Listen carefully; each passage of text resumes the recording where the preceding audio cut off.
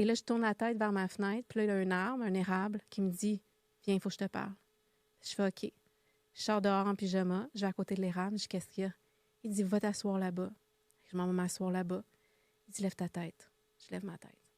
Il y avait un érable de genre 30 mètres qui était complètement déraciné, qui était barre en barre au-dessus de ma maison, puis qui tenait sur la branche de l'érable qui m'a dit « Viens ici, il faut que je te parle. » Il tenait l'érable. Si la branche cassait, je perdais ma maison.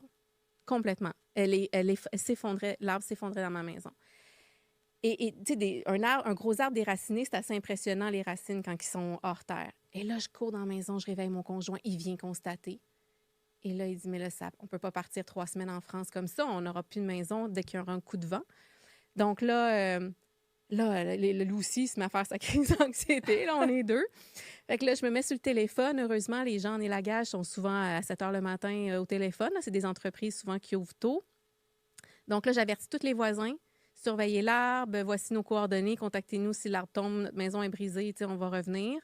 On part en voiture jusqu'à Montréal, je suis au téléphone, je me cherche un élagueur, j'envoie les photos. Il y a un élagueur, il dit « Je lâche tous mes projets d'aujourd'hui, je cancelle tous mes clients, je m'en viens chez toi tout de suite. » Il est arrivé à 8h, 8h30 chez moi, et là, le boss, il m'écrit, il dit « C'est moi qui fais la job, c'est pas un de mes employés. » S'il faisait une erreur, je perdais ma maison. À 6h30 le soir, il m'envoie un message. C'était 8h le matin quand il est débarqué chez moi. J'avais pas de message de lui de la journée.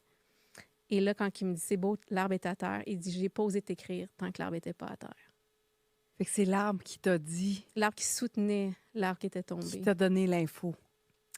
C'est là que tu te sens aimé dans la vie.